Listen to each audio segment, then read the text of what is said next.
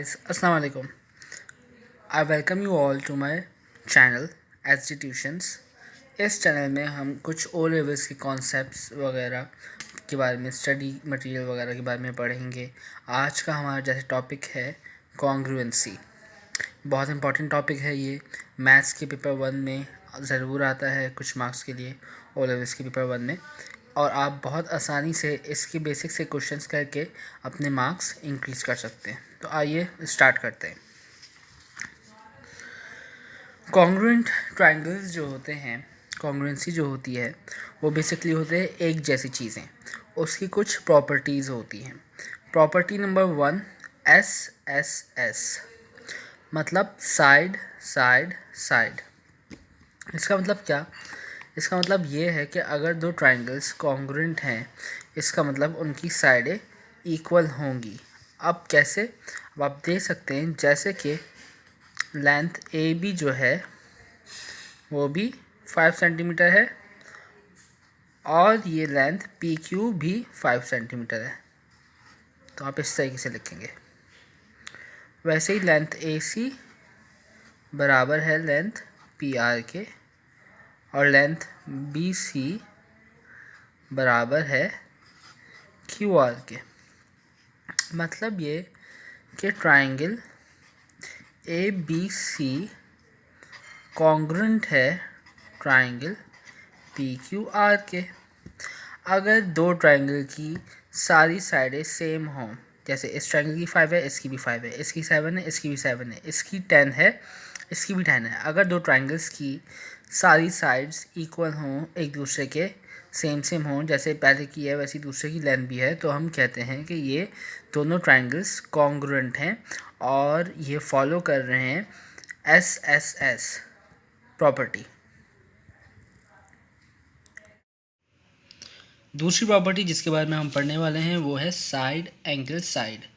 मतलब क्या कि अगर दो ट्रायंगल्स हैं और अगर इसकी फॉर एग्जांपल 5 है लेंथ और इसकी भी 5 है और एक यहाँ पे एंगल दिया हुआ है फॉर एग्जांपल 60 डिग्री और यहाँ पर भी 60 दिया हुआ है और कोई दूसरी साइड दी हुई है फॉर एग्जांपल ये नीचे वाली 12 और ये 12, तो ये ट्रायंगल फॉलो कर रहा है क्योंकि SAS फॉलो कर रहा है। क्योंकि देखें आप, इसकी दो साइडें और इसकी ये वाली साइड और इसकी ये वाली साइड इक्वल हैं, तो दो साइडें इक्वल हो गई और एक एक एंगल इक्वल हो गया।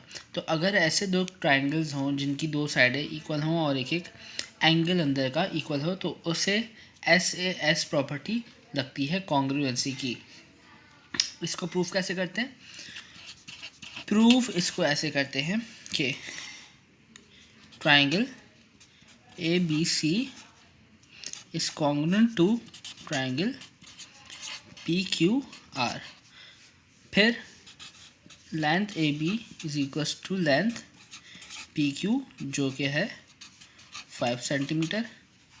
फिर length AC is equals to length PR जो कि है 12 सेंटीमीटर और angle ACB is equals to angle PRQ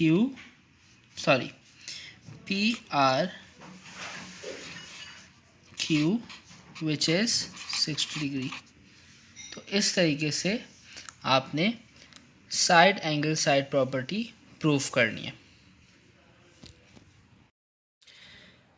तीसरी जो प्रॉपर्टी है वो भी बिल्कुल सेम ऐसी है, बहुत ईजी है, कोई डिफ़िकल्टी नहीं है इसमें। आपको अगर ये कॉन्सेप्ट समझ आ गया तो आप बहुत आसानी से पेपर 1 के ओ लेवल्स के पेपर में जो क्वेश्चंस आते हैं जिसमें कैलकुलेटर अलाउड नहीं होता P1, उसमें बहुत आराम से मार्क्स इन कर सकते हैं अगर ये आएँ तो तीसरी प्रॉपर्टी की तरफ चलते हैं हम। ये है AAS, मतलब एंगल एंगल साइड।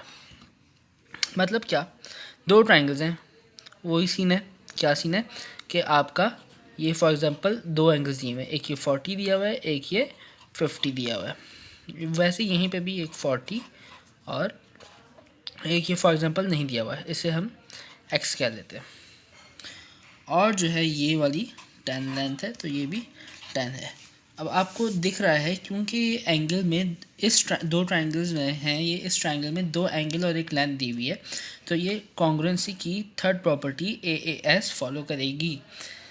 कैसे कि एंगल A जो है वो बराबर होगा एंगल P के विच इज़ 40 डिग्रीज, वैसे ही एंगल C बराबर होगा एंगल R के विच इज़ 50 डिग्रीज। तो आपको x की वैल्यू पता चल गई कि x इज इक्वल्स टू 50, क्योंकि ये प्रॉपर्टी AAS इसमें अप्लाई हो रहा है इस वजह से। और वैसे ही आपके पास लेंथ BC जो है वो बराबर होगी लेंथ QR के विच इज़ 10 सेंटीमीटर। तो यहाँ पर आपने देखा कि ट्राइंगल ABC जो है वो कॉन्ग्रुएंट हो गया है ट्राइंगल PQR के विथ ये जो प्रॉपर्टी है AAS इसके साथ। एंगल एंगल साइड, दो एंगल सेम होंगे और एक साइड सेम होगी दो ट्राइंगल्स की, तो आप पता लगा सकते हैं कि इसमें कौन सी प्रॉपर्टी लग रही है। चौथी प्रॉपर्टी RHS, बहुत इंपॉर्टेंट प्रॉपर्टी है, बहुत इजी प्रॉपर्टी है और जो है बहुत मार्क्स गेनिंग इसमें क्वेश्चंस आप कर सकते हैं, मार्क्स गेन कर सकते हैं। RHS का मतलब फुल फॉर्म है राइट एंगल हाइपोटेन्यूज साइड। सिर्फ और सिर्फ याद रखें ये जो प्रॉपर्टी है ये सिर्फ उन्हीं ट्राइंगल में अप्लाई होगी जिनके सिर्फ 90 डिग्रीज एंगल यानी कि वो राइट एंगल ट्राइंगल होंगे, ठीक है। सिर्फ उन्हीं ट्राइंगल्स में ये वाली प्रॉपर्टी अप्लाई होगी RHS की। तो ये कैसे होती है अब देखते हैं। अगर दो ट्राइंगल में 90 डिग्री के एंगल बन रहे हैं, उनका हाइपोटेन्यूज फॉर एग्जांपल सेम है, फॉर एग्जांपल मैंने 12 लिए हुए, तो यहाँ पर हाइपोटेन्यूज सेम है और कोई एक साइड फॉर एग्जांपल ये भी हो सकती है परपेंडिकुलर वाली या बेस भी हो सकती है। मैं यहाँ पे बेस कंसिडर कर लेता हूँ। तो यहाँ पर दो ट्राइंगल्स जो राइट एंगल ट्राइंगल थे इनके हाइपोटेन्यूज सेम है, इनकी बेसिस सेम है, तो आप कहेंगे कि कॉन्ग्रुएंसी की फोर्थ प्रॉपर्टी RHS फॉलो कर रहे हैं। कैसे कि भाई आपका ही जो AB जो हाइपोटेन्यूज है वो बराबर होगा PQ के और जो है AC जो है वो बराबर हो गई PR के। अच्छा ये बराबर है 12 सेंटीमीटर, बराबर है 6 और एंगल ACB बराबर हो गया एंगल PRQ के विच इज़ 90 डिग्री एंगल। तो क्योंकि 90 डिग्री एंगल है तो आप ये बोलेंगे कि भाई RHS फॉलो हो रहा है, राइट एंगल है बिल्कुल 90 डिग्री का, हाइपोटेन्यूज इक्वल है बिल्कुल इक्वल है और एक कोई भी साइड इक्वल है दोनों ट्राइंगल्स की, तो आप बोलेंगे कि कॉन्ग्रुएंसी की फोर्थ प्रॉपर्टी RHS अप्लाई हो रही है इसमें। अब हम आगे चलते हैं अपने क्वेश्चंस की तरफ कि किस तरीके के क्वेश्चंस पास पेपर में आ सकते हैं और आप किस तरीके से उनको सॉल्व करके अपने मार्क्स ले सकते हैं इजीली। अच्छा, तो अब फॉर एग्जांपल पहला क्वेश्चन है हमारे पास ABC and LMN are congruent. ABC and LMN are congruent triangles, ठीक है। Angle B is equal to angle N, उसने बता दिया भाई कि एंगल जो B है, जो B पे एंगल बना हुआ है वो हमारे पास एंगल N पे बना हुआ है, ख़त्म। Right the length of MN की लेंथ यानी यहाँ से लेके यहाँ तक की लेंथ मुझे निकालनी है, मुझे ये नहीं पता है। तो अब क्योंकि मुझे पता है कि ट्राइंगल ABC बराबर है ट्राइंगल LMN के, तो AB बराबर होगी LM के, BC बराबर होगी MN के, ठीक है। तो इस तरीके से क्योंकि BC और MN इक्वल हैं तो हमारे पास इनकी वैल्यू रहेगी, जो x है इसकी वैल्यू क्या हो जाएगी 9.1। तो मैं यहाँ लिख देता हूँ। तो ये हमारा पहला पार्ट हो गया इस क्वेश्चन का। चलते हैं नेक्स्ट पार्ट की तरफ। Explain why angle A is equal to angle L। तो इसको एक्सप्लेन करने के लिए आप बताएंगे कि एंगल बी जो है वो एंगल एन के बराबर है और लेंथ बी सी जो है वो लेंथ एम एन के बराबर है। इस तरीके से एंगल ए जो होगा इस वाले ट्राइंगल का, ये एंगल ए जो होगा वही एंगल एल होगा, वही क्या होगा, एंगल एल। अब आप यहाँ देखें कि एक एंगल है, एक ये लेंथ आ गई और एक और एंगल आ गया, मतलब ये हो गया है एंगल और ये हो गई साइड और ये आ गया एंगल। यानी इसमें हमारी कॉन्ग्रुएंसी की कौन सी प्रॉपर्टी लग रही है, AAS, एंगल एंगल साइड। तो इस तरीके से आप ये वाला क्वेश्चन सॉल्व कर सकते हैं। एक और क्वेश्चन एग्जांपल देख लेते हैं। यह है दूसरा क्वेश्चन। इसमें क्या कह रहे हैं, इसमें कह रहे हैं in the diagram line CE and DF intersects at G।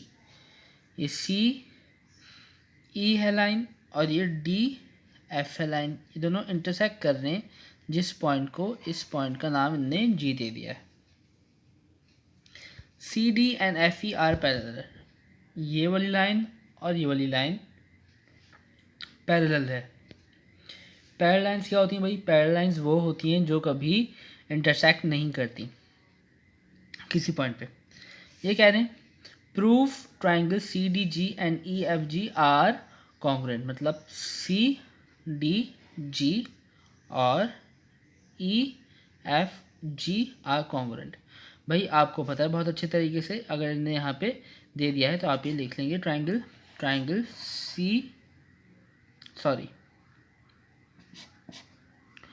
Triangle CDG is congruent to triangle EFG। तो आपको प्रूफ करने का तरीका पता है क्या आप लिखेंगे CD is equals to EF, ठीक है, DG is equals to FG। यहाँ पर इन्होंने दिया हुआ है कि CD जो है वो FE के बराबर है, तो यहाँ पे CD जो है वो FE के बराबर हो गई और ये एंगल, यहाँ पे जो एंगल बनेगा वही एंगल यहाँ पे बनेगा और जो एंगल यहाँ पे बनेगा वही एंगल यहाँ पे बनेगा। तो आप बता सकते हैं इनको कि एंगल CDG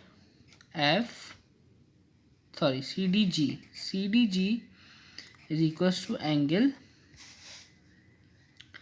EFG। और ऐसे ही एंगल ये वाला जो बनेगा तो आप बताएंगे angle DCG is equals to